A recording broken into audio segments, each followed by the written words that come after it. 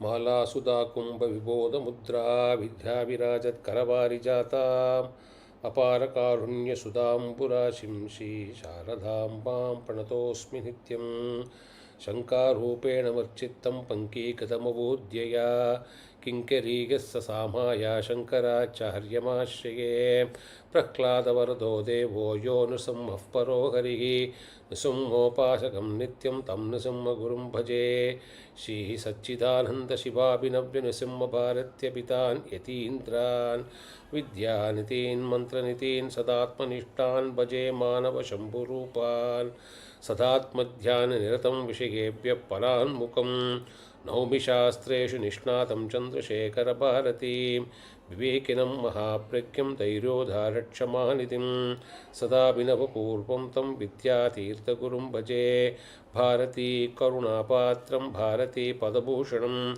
Bharati Padamarudam Bharati Tirthamashraye Vidya Vinaya Sampannam Vitaragam Vivekinam Vande Vedanta Tattvakyam Vidushekara Bharati. Offering the 76th Vardhanti talk on Shri Shri Mahasannidhanam at the lotus feet of Jyeshta Mahasannidhanam Jagadguru Srimad Abhinav Vidyatita Mahaswami, at the lotus feet of Shri Shri Sannidhanam Jagadguru Shri Shri Bharati Tirtha Mahaswami, and at the lotus feet of Shri Shri Sannidhanam Jagadguru Shri Shri Vidushekara Bharati Swami Mahaswami.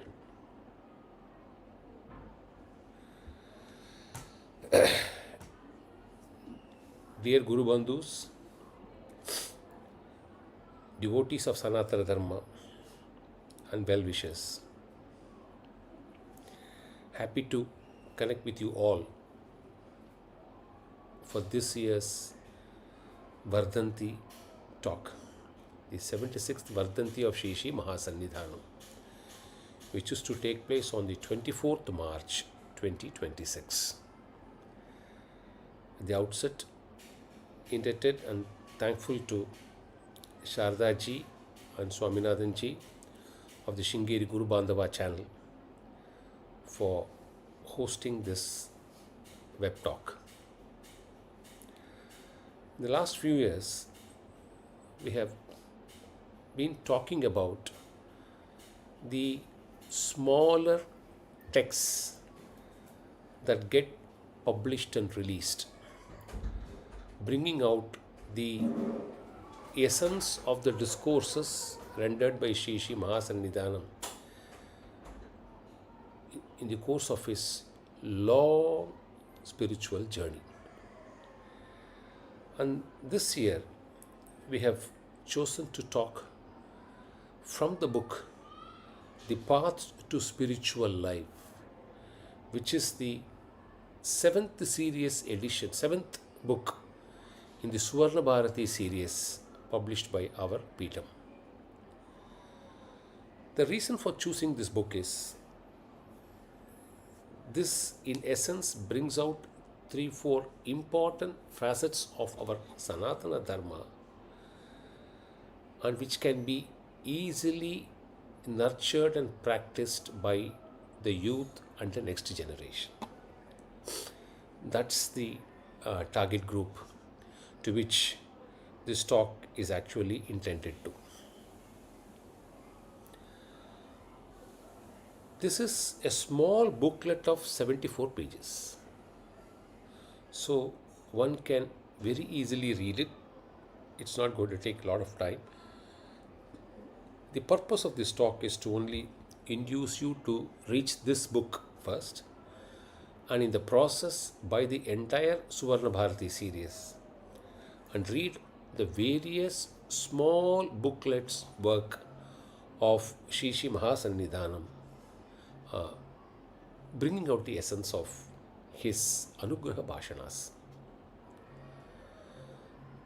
Acharya, in this small edition, brings out first the Navarasa bhakti, the 9 forms of worship, which most of us, even this generation, may be very familiar with. This text is exceptional and rare for the reason it shows the Navarasa Bhakti being deeply embedded in the Srimad Ramayana.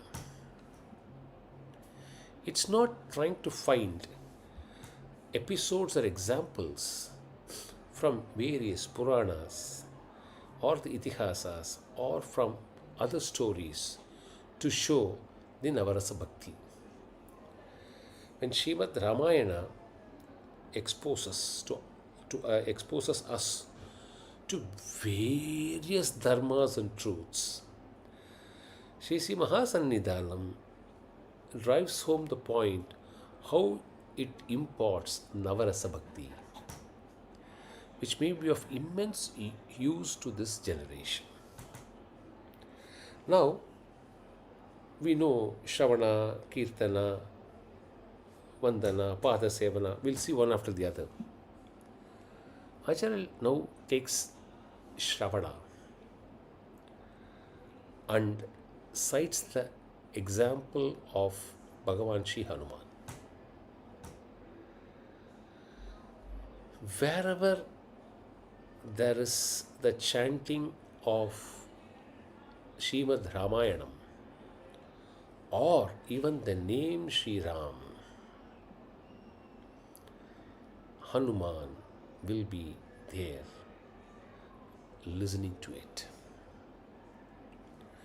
And this has been shown as a part of the worshipful prayer even in the life of the 34th Acharya, Jagadguru Srimad Chandrasekhar Bharati Mahaswamigal. As he recites the Srimad Ramayana, he will place a wooden plank for Sri Sri Hanuman to be seated, because that is the assurance. So, Bhagavan Hanuman symbolizes the Shravana form of Navarasa Bhakti, says Sri Sri Mahasannidhanam. Kirtana.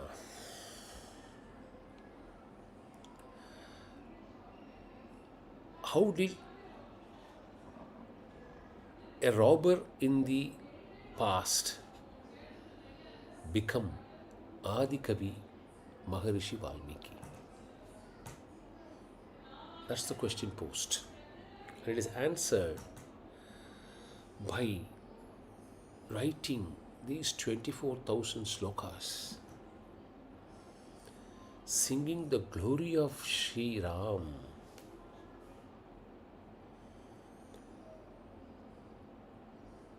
Valmiki Maharishi attained the exalted state as Adikavi, and therefore Valmiki Maharishi represents the Kirtana form of Navarasa Bhakti. Smarana, remembrance. Acharya refers to Sita Mata as the example representing this form of bhakti. When Mata was isolated and imprisoned and kept under the Ashoka tree,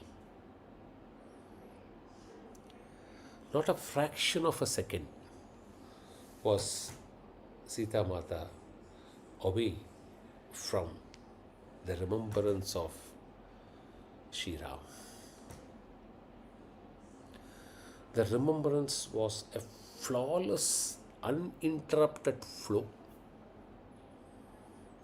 And this remembrance represents the purest form of Smarana Bhakti amongst the Navarasa Bhakti. Pada Sevanam. All of us know, as Guru Bandhus, we attach so much importance and significance to Pada Puja, worshipping the sacred Padukas of our Gurus. It all originated when Sri Rama's Padukas was celebrated and worshipped by Sri Bharata. When Bharata wanted Sri Rama to come back to Ayodhya, which Rama declined, in spite of the best of persuasions by ever so many people, including Sri Bharata.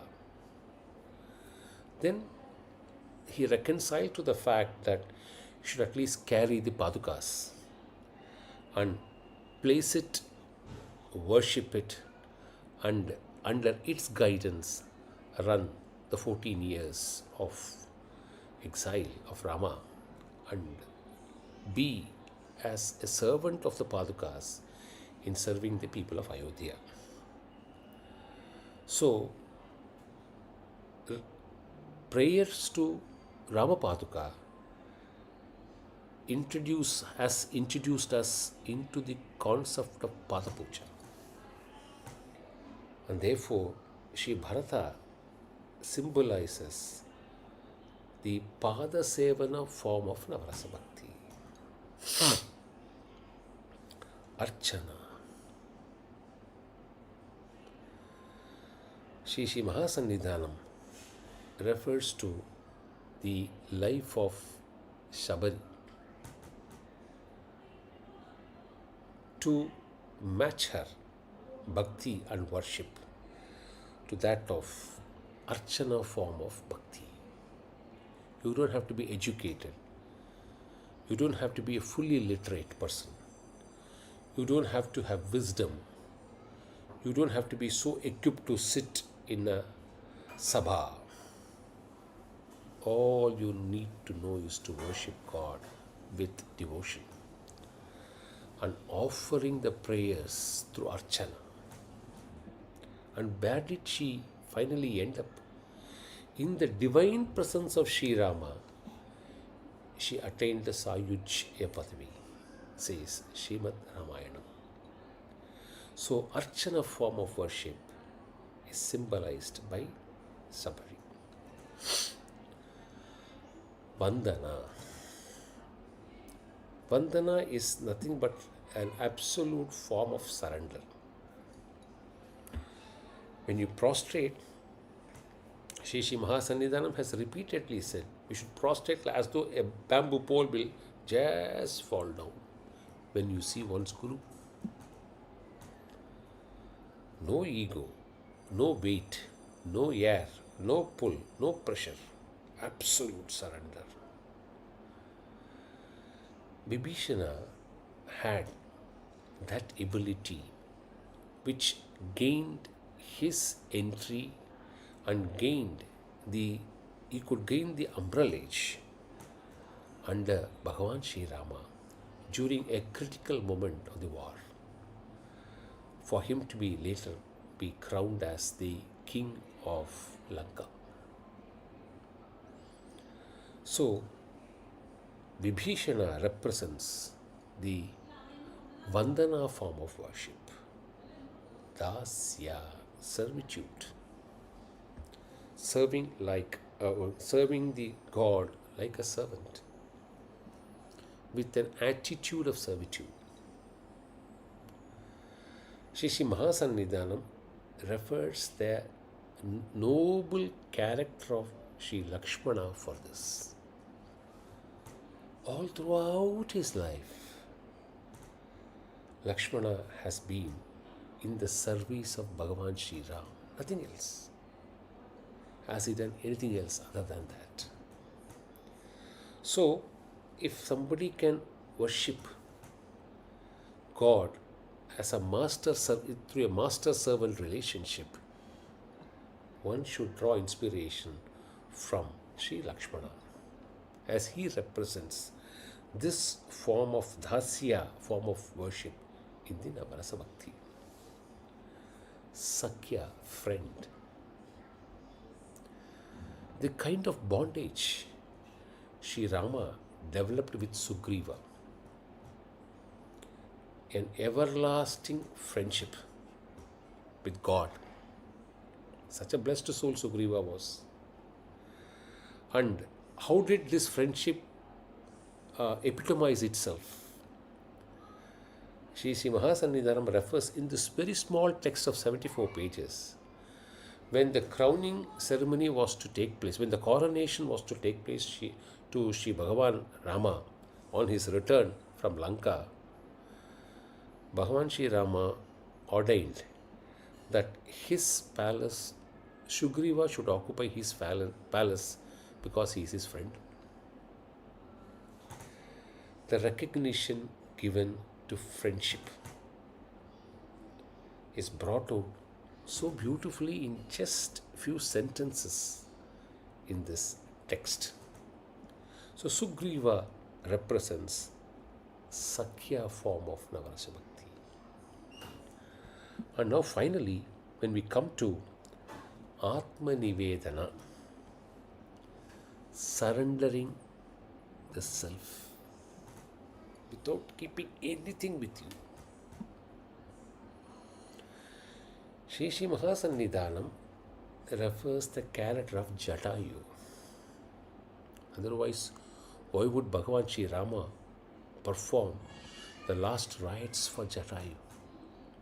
One who surrenders. After all, he has assured, one who surrenders to me is taken care of for rest of anything.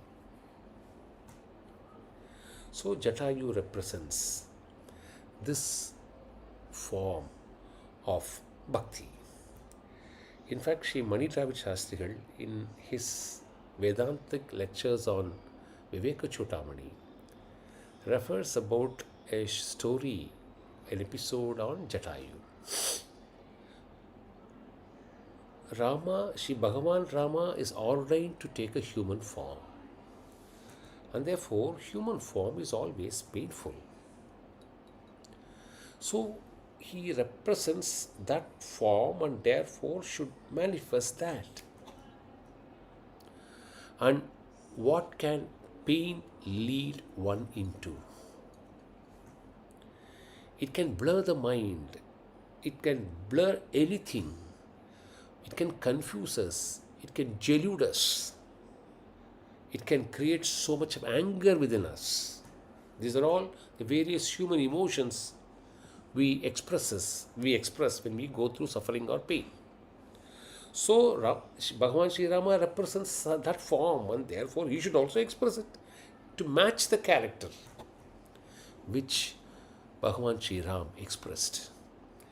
On seeing Jatayu almost dying, Rama went into a sheath of anger, assuming that it is this giant bird which possibly has attacked Sita Mata and wanted to revolt and wanted to kill Jatayu, says the text. But Jatayu looks at Sri Rama, Bhagavan Sri Rama, and responds saying, I am holding my breath only for your arrival. And possibly, if I die, you may go completely clueless about where Sita Mata has been taken away. And he narrates the whole details and how he fought against this misdemeanor of King Ravana. Bhagavan Sri Rama felt so bad. A human form reflects all these emotive outlets as an oscillating pendulum from one end to the other end. And says, see how pain and anger can make a man take or assume such drastic positions in life. And Mahavidwan Sri Mani Dravid Shastrigal refers one more incident to connect this so beautifully, which is not in the Srimad Ramayanam of Maharishi Valmiki, but it's there in the Tulsidas Ramayana. Mata Parvati was watching this along with Lord Mahadeva. They were watching what Bhagavan Sri Rama was going through. And she wanted to see, she expressed, see what Mahavishnu is going through. Lord Shiva replied, he is going through because that is ordained in that avatara. So you don't do anything to it. Mata felt, no, I will go and test. Because he is Mahavishnu. And he is now expressing emotions like a human being. So let me go and test. Which Lord Shiva restrained but couldn't succeed. So Mata Parvati lands and hides behind a tree, adorns the role as though she is Sita Mata, and peeps and looks at both Bhagavan Sri Rama and Sri Lakshmana. Lakshmana for a minute was stuck, unamazed. Oh, Mata is here. But not Sri Bhagavan Rama. On seeing her, Rama went and said, Oh, Mata Parvati, what brought you here? And therefore Shastrigal compares these two to say, for us, the Jivatmas, the pain and suffering we undergo through bandha, through ignorance, through bondage, is different from the so-called manifestation of pain and suffering which Bhagavan Sri Rama exhibited throughout Srimad Ramayana, or the 14 years of Srimad Ramayana. That's the difference, Shastrigal says. And says, one who is a realized person, realized soul, realized Atma, one was realized. Bhagavan Rama is nothing but Paramatma. For a Paramatma, nothing affects. And therefore, that Paramatma goes through the process of pain as part of that avatara. And since it does not in any manner remotely impact, when seeing Mata Parvati, Bhagavan Sri Rama could easily identify her as not Sita. So, this book, in one portion of it, refers about this Navarasa Bhakti and also says something about Srimad Ramayana. 2-3 things it specifically seeks to convey. Acharya says, the important takeaway from Srimad Ramayana for all of us, irrespective of age, is if you persist your life on the dharmic path, men, resources, things, prapancha, everything will align with you and start working with you. What is that which did not help Bhagavan Sri Rama in succeeding Ravana? Starting from a squirrel. Dharma is a magnet which draws all resources and people in fulfilling a dharmic objective. On the contrary, if one pursues adharma, like King Ravana, even one's own brother will desert. There's nobody. Resources will move away. Kingdoms will get vanquished. This is one important takeaway Acharya says we should all follow in life. 2. Decisions one taken should not be reversed. And Bhagavan Sri Rama is the example for that. An ordainment by his father and the follow-up to take up that vow and complete the penance of 14 years cannot be reversed at the request of anyone. And it did not happen. And the third important takeaway, this small book, there are million takeaways in Srimad Ramayana. For the sake of youngsters, Acharya has conveyed one more important takeaway, which is very, very important in the modern world. Acharya says, one who is either innocent or seeks forgiveness should not be punished. So, don't punish an innocent. Likewise, don't punish somebody who seeks forgiveness. It's Papa. And refers to the story of both Vali and Sugriva. The mistake committed by Sugriva needs to be punished. But when he sought for forgiveness, Vali did not forgive.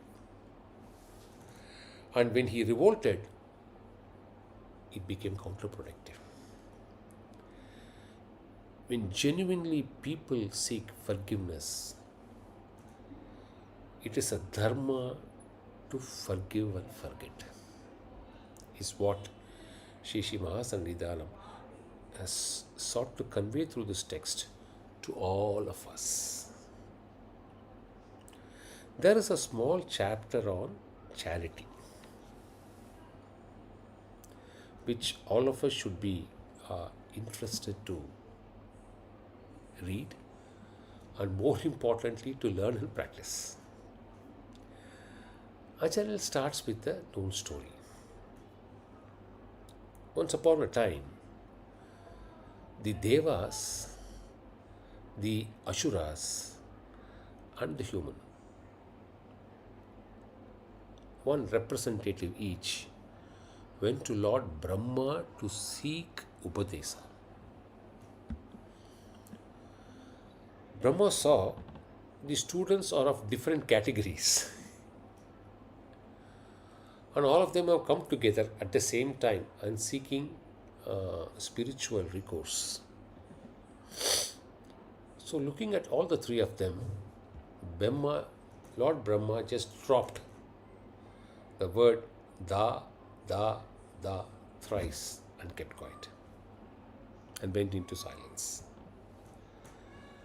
and allowed each one of them to draw their own inferences out of this Upadesa.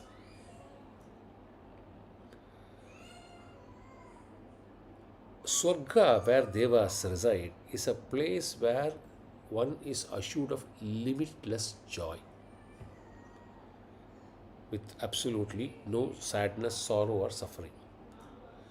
Once there is limitless joy, the sequitur will be there will be no control at all. So self-control will perish in limitless joy. Therefore, the Devas assumed the da to be Dhamma, which is self-control. When it came to the Asuras, see, who is an Asura? Every human being who is not compassionate becomes an Asura. An Asuric tendency is always devoid of compassion. So, the Asuras thought Da means Daya, compassion.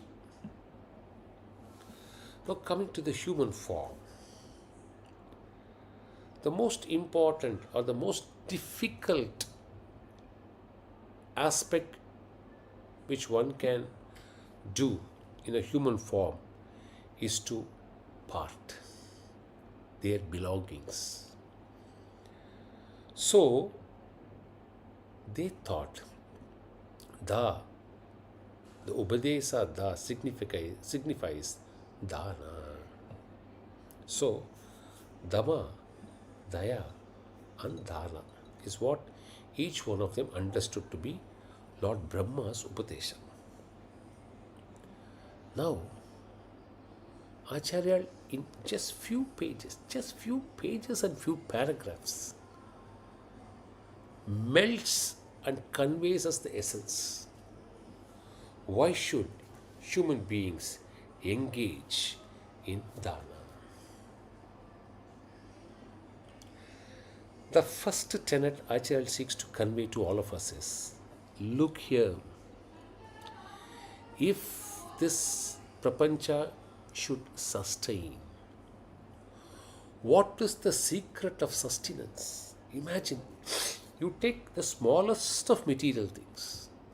What sustains life?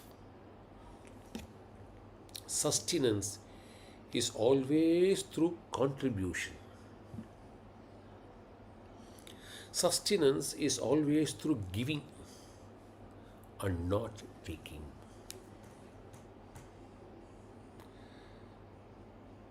You sustain your life how?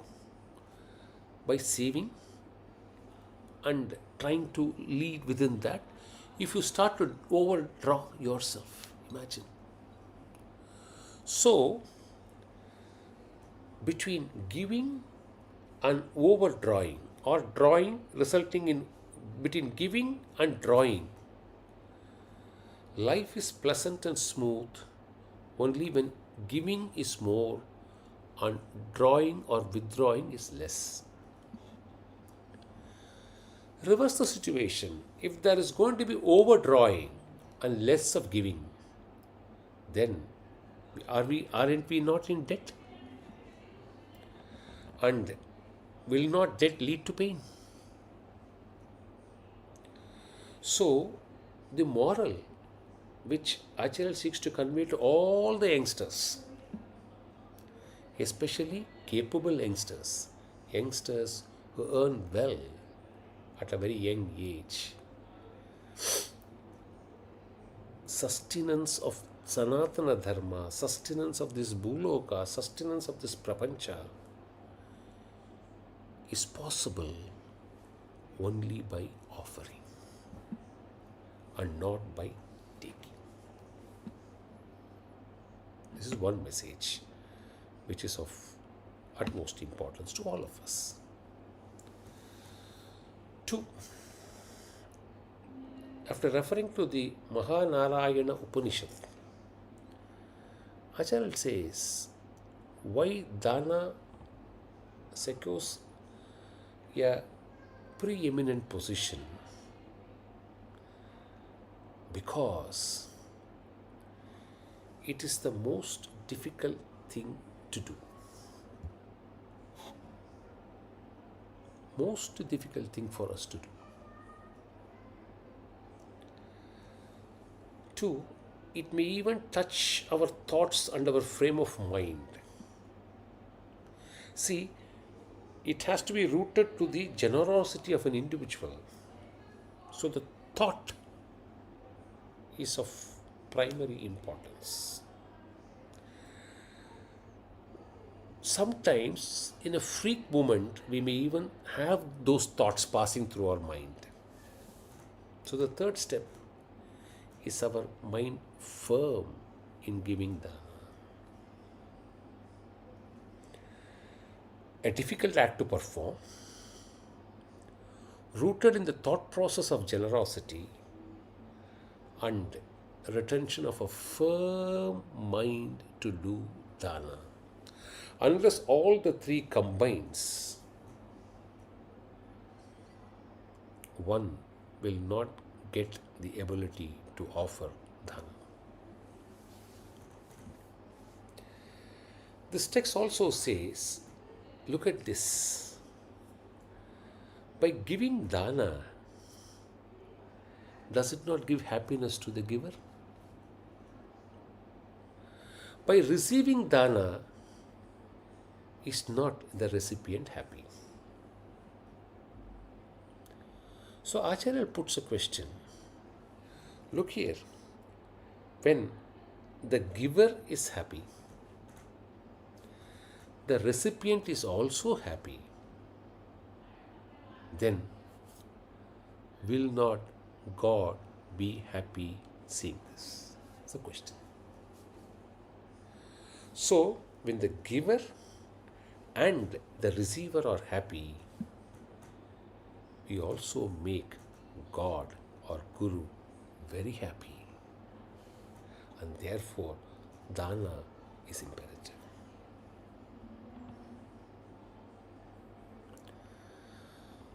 Fourth, dana is an antidote to greed. A greedy mind is a restless mind. A greedy mind leads to disaster. A greedy mind leads to an unhappy, uncomfortable life. So, peace becomes a distant dream for a person who is greedy. Dana becomes the antidote to greed. So, if it becomes an antidote to greed,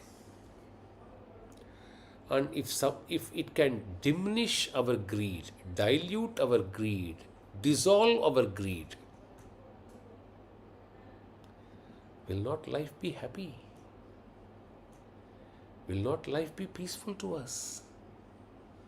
Is one question we need to ask.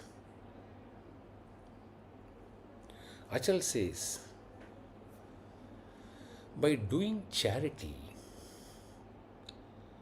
it also dispels hatred and enmity. What more do we need? It is an antidote for greed. It dispels hatred, enmity. Greed, hatred, enmity. If this gets removed in a person's life, how happy that person would be. And I'll say, you can be happy. You can make your lives happy. It's not difficult, provided you have the mind to offer dana. Achal next says, any karmas which we perform, Vedic karmas, Vedic rituals, Vedic yajnas, unless sufficient dana is offered commensurate to the worship and prayer, God will not give the phala of that prayer. Two things are very important in dana when it is connected to our dharma. We should extend dana, offer dana to the best of our capabilities. And secondly, do it commensurate to the ritual which we perform. If we don't do this, don't expect the phala. This does not mean you are buying phala through money. No.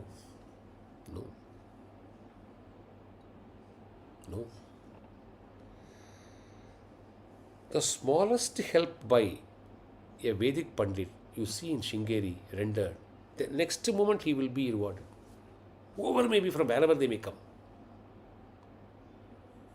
Because what is Acharya going to gain phala out of a Vedic Pandit? No. That phala has to reach this prapancha. It cleanses. Somebody rents a Vedic ritual, selfless Vedic ritual for the betterment of this universe. But if he is not rewarded, then the purpose or the effect of the ritual will never happen. This is one important takeaway. And the second important aspect is cribbing, criticizing and commenting at the time of offering or after offering of the Vaidikas. Something which should stop. What are they? They have this, they have that. Start.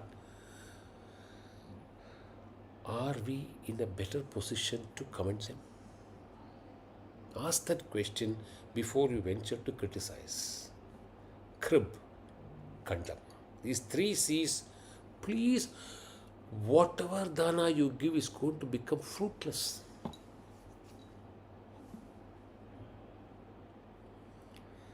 If they are right, they will reap the fruits of it.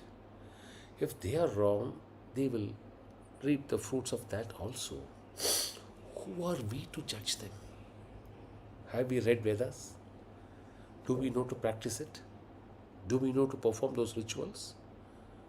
Can you sit on judgment and decide how they are saying this, they are Don't assess them, especially when you have invited them to perform a ritual.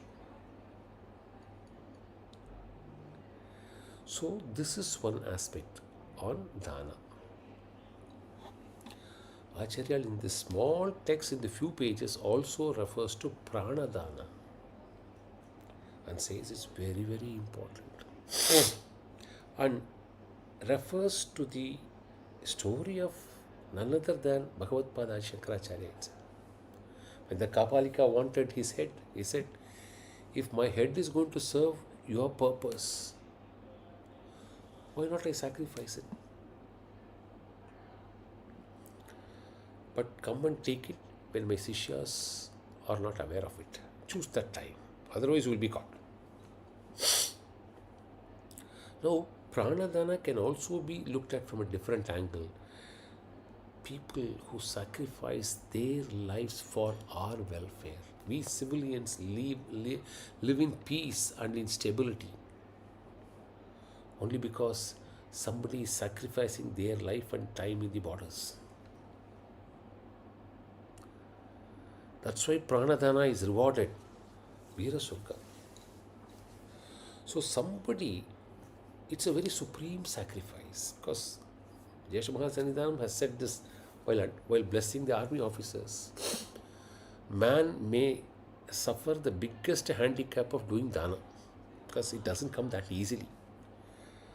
Even if he chooses to do or she chooses to do, nobody will be ready to give up their very life. Whereas you are all ready. You are offering to your country is the supreme dana, says Acharya. And Acharya puts one mathematics. 100 may be valorous. Thousands and thousands of scholars can be found. We may even find lakhs of people speaking with elegance. But only the handful will do dana. This shows how remote, how difficult it is for somebody to do dana. And therefore the emphasis to do it. Acharya also says in this text, you might have acquired knowledge. One day you may forget it. The sturdiest tree may also fall one day. Somebody said today, we were all shocked. We from Madurai heard that the Vanni Marathadi Pulayar Alamaram fell down. Seen that from our childhood. When one of such big banyan fell in the near Rear Tunga, it hurt the sentiments of so many people in Shingeri. See, a sturdiest tree may even fall. Water wells may even get dried up. But dana, once given, remains imperishable. That is the Shakti of dana.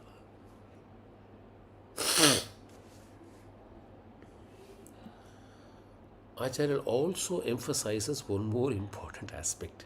It is true, dana is good. It is true we should do dana. But you should ensure you earn the wealth in righteous way and then do dana.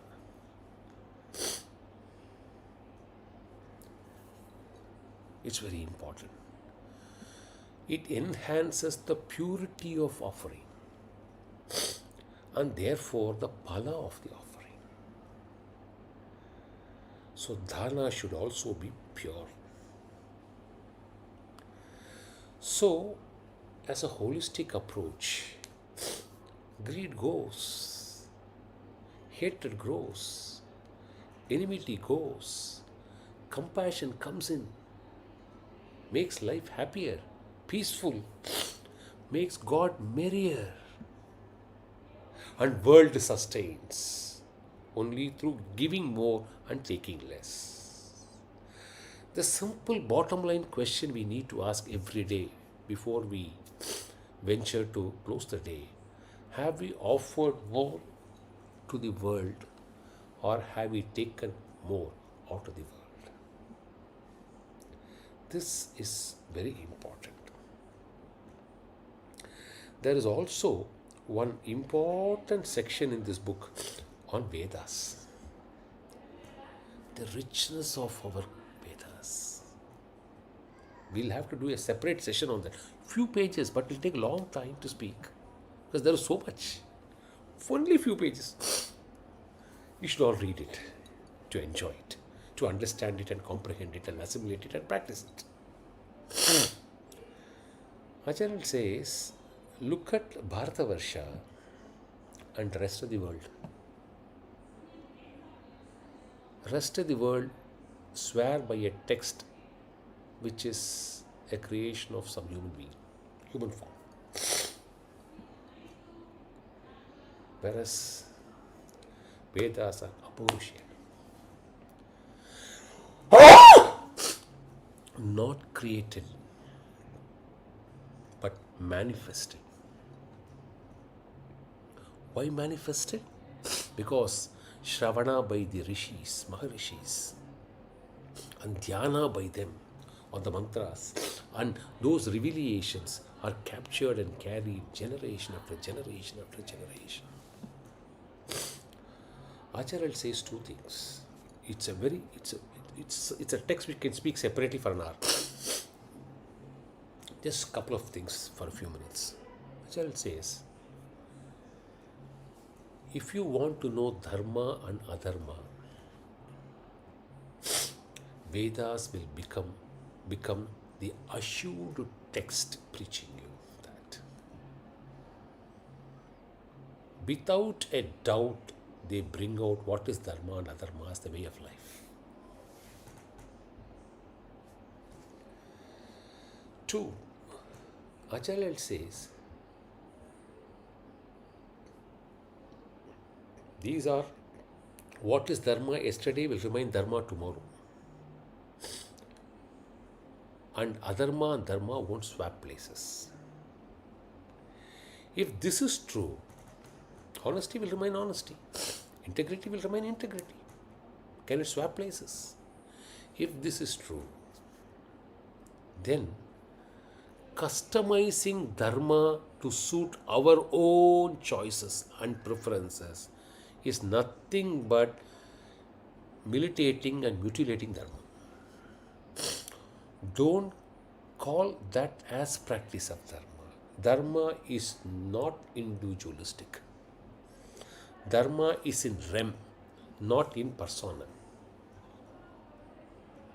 It has to be practiced by all as codified. Dharma also teaches us what is karma. So, dharma is duty, karma is duty. Obligations thrusted on us for our betterment and our welfare. Nothing else. Nothing else. So, this is A. It operates in rem and not in personal. B. Therefore, don't customize it. Instead, practice it to whatever extent it is possible. 4. Don't fall a prey to criticism, to condemnation, to skepticism, to people who are not able to believe, people who are confused. Then you are actually deviating from Sanatana Dharma. If you believe in Sanatana Dharma, see, can you believe in Sanatana Dharma without believing Vedas? Can you believe in Vedas without believing in Sanatana Dharma? And you don't need one more pramana to validate Veda.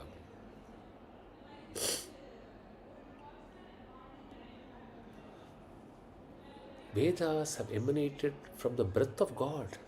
And Acharya says in this small text, even Brahma needed Vedas to progress. And if Brahma had not been Lord Brahma been blessed with Vedas, even Brahma would not have known what is dharma and adharma. If that is the case, imagine what is our plight. Therefore, dharmic practices is of paramount importance. And if you start questioning, what do I know? How much we know? We know about Vedas. It is to this limit. Don't set any such limitations to Vedas. And cites the story of Maharishi Bharadwaja. He took 3 lives and thought he can read the whole of Vedas. And when Indra saw his plight and he explained, what are you doing? No, I am trying to read the entire Vedas. Indra showed 3 mountains before him, took a handful of mud out of it and said, what you have learnt in these 3 births is only this little compared to the mountain, and you still have to know the rest. Got worried. Then how do I know it? Out of compassion, Indra conveyed the essence of the Vedas. Only the blessed will get Vedic knowledge. Not everybody. You need the God's anugraha and Guru's anugraha to be in this Vedic marga called Sanatana Dharma. Having been born in this Bharatavarsha, having been born in a lineage which believes in this Dharma, and the lineage having given us an imperishable avichinna Guru Parampara, is it not our duty to repose faith and practice to whatever extent possible of what our Gurus preach us for our own welfare? Who is a Guru? Million definitions. For the time being, one is enough. Guru is one who is selfless. Guru is one who is willing to extend. Look at the plight of the Sishya and willing to extend help. Guru is one who renders, who thinks only of the welfare of the Sishyas, does everything only for the welfare of the Sishyas, with absolutely no expectations in return. A Guru who can emancipate and make a Sishya realize who he is does not expect anything in return. This Avichinna Guru Parampara has always been blessed. This Avichinna Sishya Parampara have always been blessed with this Avichinna Guru Parampara for timeless periods, with Gurus who secure the welfare of their Sishya at every points of time. May we all receive the bountiful blessings of Shri Shri Mahasannidhanam on Acharya's 76th Vardhanti Utsavam, falling on the 24th March 2026, and request every young Sishya to have faith in our Vedas, do the Navarasa bhakti as espoused by the Acharya, and do whatever dana one can in the service, in Guru Kainkaryam, for the welfare of Sanatana Dharma. Sadashiva Samarambam Shankaracharya Madhyamam Asmadacharya Paryantam Vande Guru Paramparam. Offering this talk at the lotus feet of Jagadguru Srimad Abhinavidyadita Mahaswamigal, at the lotus feet of Shri Shri Mahasannidhanam Jagadguru Shri Shri Bharati Tirtha Mahaswamigal, and at the lotus feet of Shri Shri Sannidhanam Jagadguru Shri Shri Vidushekara Bharati Mahaswamigal.